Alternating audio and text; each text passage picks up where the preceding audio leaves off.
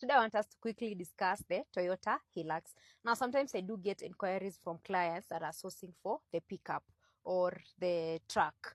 And most of them are usually asking me, Gladys, can I get a D-Max? Gladys, can I get a Ford Ranger? Gladys, can I get a Hilux? And for someone who's asking for a D-Max or a Ford Ranger, you're going to realize that I always try to sway you to the Hilux. Now, let me explain this concept. Whenever you're importing a car, it's quite crucial that you get to understand the source market of this vehicle.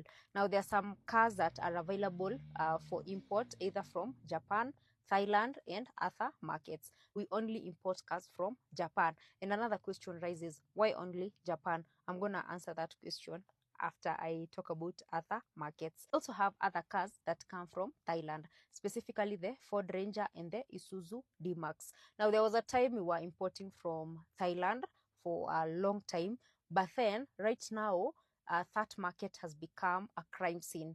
It's very easy for you to actually get your unit swapped, and also because of some not strict rules, some of the cars even evade the QISJ inspection. So this means that you're not even sure of the mileage, and a mileage could be easily doctored. It's very easy to get an accident repaired car from Thailand, a car that has undergone a paint job. And these are some of the things that you're going to realize once the car arrives at the port of Mombasa or in Kenya. When you take it for valuation, then that's when you're going to realize these irregularities. Now, to kind of curb that, we as Team Best Cars, headed by our director, he made a decision and we decided to exit that market. All the orders that we had taken from that market, we just issued a refund. And that is why we only focus in Japan. Kitambo, people were importing cars from Thailand and they were getting good cars. But right now, it's a crime scene. I wouldn't want any of my clients to experience that. And that is why we only specialize in cars from Japan. Now, in Japan, the rules are very strict. So this means that a car undergoes a mandatory QISJ inspection, and also before a car is listed in the auction, it's inspected. So we're able to know the true condition of the car. And that's why you will realize that whenever someone is trying to get a car from Thailand, either a D-Max or a Ford Ranger, I would quickly suggest the Toyota Hilux because it's available in Japan. Now back to Hilux. Now when it comes to Toyota Hilux, this is a very good off-road double cabin. And it's a combination of, power, performance, and also a workhorse. So if you are a farmer or someone who is mainly in logistic business, then the Hilux will come in handy. This is because you can use it as a private car to travel with your family members. You can carry, if you are a farmer, you farm some avocados or some tomatoes somewhere, you can be able to carry your products at the boot of the car.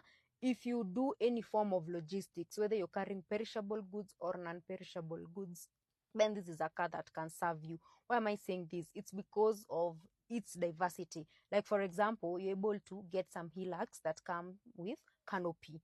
Now, for clients that love privacy, or maybe for clients that do logistics, but they mainly deal with products that kind of need to be covered, or you don't want them to be rained on, like maybe someone who carries some hardware products, they'll prefer a Hilux that has a canopy. This is because it's kind of closed. And then also we have a Hilux that comes with a cover, with just a cover, a normal cover, and this cover is usually removable. You can remove it depending on the weather and whatever you're carrying and how you're using that car. And then now we have the normal Hilux that they're just deep and you can be able to either carry a few things here and there, or you can just use it as a commercial car or a personal car. But one thing about this car is the off-road capability. Now, Hilux is rated as one of the most off-road capable cars on our Kenyan road. This is because of how it has been made. And it has been made with very strong suspension system. We have some specs, that assist the car. Even ukipanda mlima, this is a car that you can rely on. Haitakwama. It's not a car that is going to embarrass you. So if you are an adventure junkie and you're looking for a workhorse that is going to meet all your needs, then you can always rely on the Toyota Hilux. It's available in 2400cc diesel powered engine, and that's what we call the 2GD. And also, the other thing, when it comes to the Hilux, maybe the only thing that I hear from my clients is uh, would love a Hilux to have leather seats, because most of them, they come equipped with the fabric seats. Now, the most interesting thing is the fact that it's available in different trim levels, which makes the car very interesting, because now, personally, I love the TRD, because this one means that it has been made to be more off-road capable. Even the suspension systems that have been integrated in the TRD spec kind of pulls the car and makes it a proper workhorse. So whenever uko rough terrain, then it's a very reliable car. We also have the GR Sport. Now this is a much more sportier, for someone who is looking for a sportier car that has that beautiful or maybe appealing look, stylish, then the GR Sport will be a very good preference for you.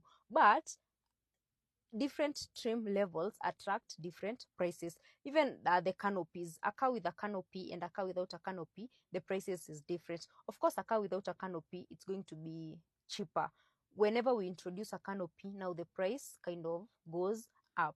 And also the year of manufacture matters when it comes to these cars. Are you looking for a 2019 model? Are you looking for a 2020, 2021, 2023?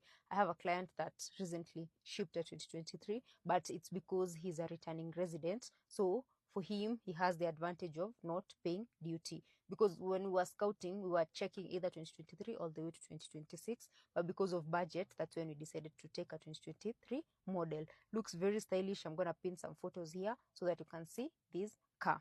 But overall, if you're looking for an off-road car and you're looking for a versatile car, a car that can be used as a personal car and still as a commercial car, then it will be the Hilux. A very close competitor to the Hilux could be the Prado, apart from they're used for different needs. Now, Prado is a more family-oriented car, that's it.